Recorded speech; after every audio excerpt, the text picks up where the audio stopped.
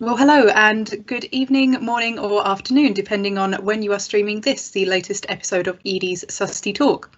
Susty Talks are our series of video interviews designed to keep us all feeling a bit more connected to the sustainability leadership conversation throughout lockdown and beyond, as we all adjust to new ways of working, although hopefully some lifting for us on May 17th here in England.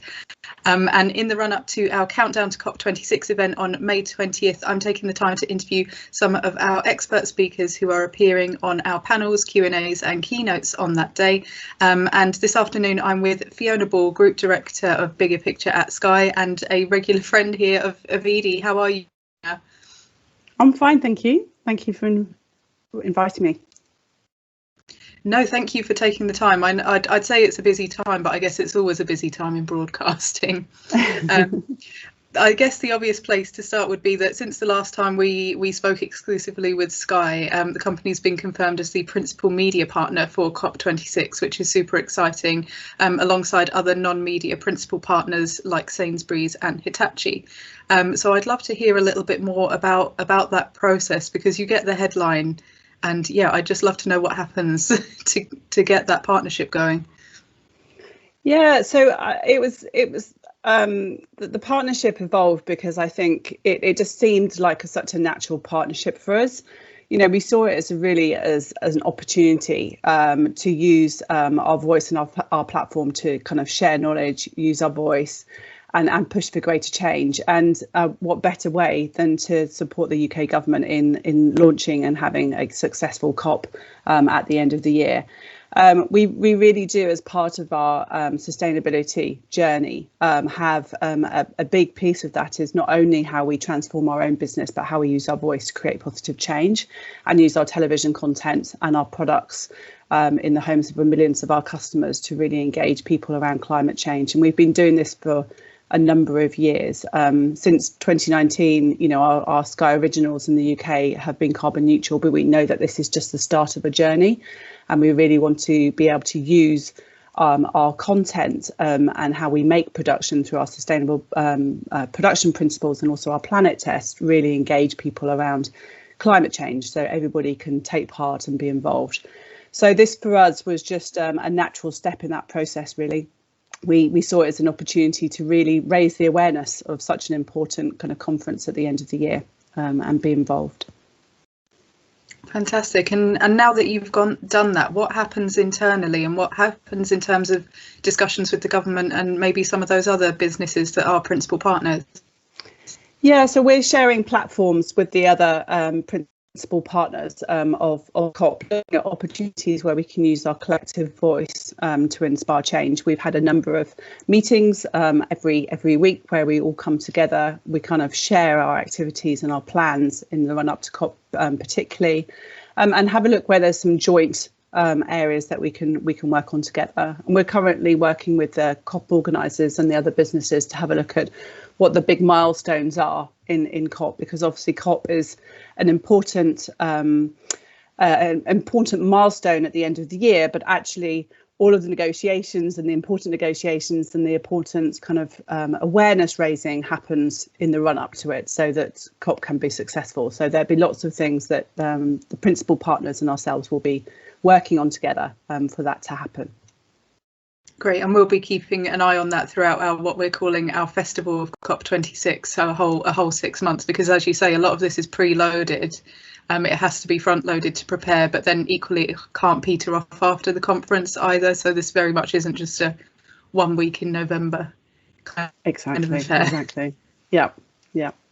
Fantastic. And you talked a little bit there how, as a broadcaster, it's great if Sky gets its own house in order, has really low carbon on set, no plastic on set, but ultimately it's got this massive brain print, so a huge value chain in terms of people that can be reached with the content, and then suppliers and the rest of the value chain. And you touched on some of the things that Sky is doing to engage viewers and staff, but something that we've covered is this daily climate show, so this new news broadcast. So I'd love to hear a little bit more about the launch of that. Yeah, so we've recently launched, it's been going for a couple of months now the Daily Climate Show, and it's been hugely well received, and it's been fantastic to actually see climate change being seen on mainstream kind of news and kind of editorial here, and it was hugely supported by the COP president Alex Sharma as well. So it was great, and it's an important piece that we're kind of bringing to the COP negotiations, and it will continue going.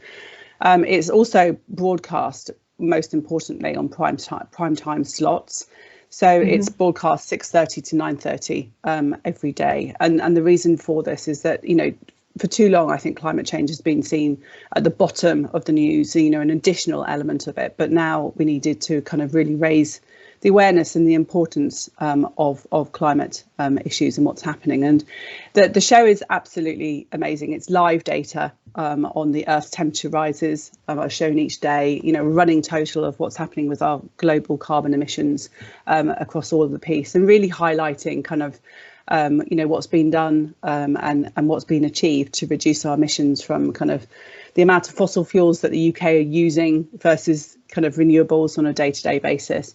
So we're hoping with that, and as well as the climate show, we're running it constantly on our Sky Zero kind of social challenges, really kind of inspiring people, letting everybody know what they can do every day, to change their lives and reduce their own carbon footprint. So yeah, it's gone down really, really well. I think it's something that we'll be planning on continuing, as you say, past COP, in keeping the conversations going and really highlighting what the solutions are that are coming out and what's really good and what's working and what else we need to do to close the gap. Fantastic. It sounds like a lot of things at play there that work for any behaviour change campaign. So live information, relatable challenges, and that focus on not just the problem but the solutions as well, which we love to do as well. Yeah. Great. And I wanted to come back as we come to the end of our talk to the theme of your session at our event on May 20th, which we already touched on a little bit. The title of the session is Seizing the Business Opportunity at COP26. And as you said, businesses can't contribute to the negotiations, but there's a huge piece to be done as a major non-state actor in preparing and taking a voice to COP. So I'd love to hear about what, in your opinion, the main opportunities are for businesses, and how, if they're not a principal partner like Sky, perhaps they can plan to ensure that they seize them. So I think a big piece of the negotiations at the end of the year will be, how everybody collectively, government, businesses, and people really are able to bring change. And a big part of that is how we can all invest in the positive solutions, both in our own businesses and also outside and broader than that. So I think there is a huge and unique opportunity for sort of businesses, governments and individuals to come together to really have a coordinated approach around how we can tackle climate change.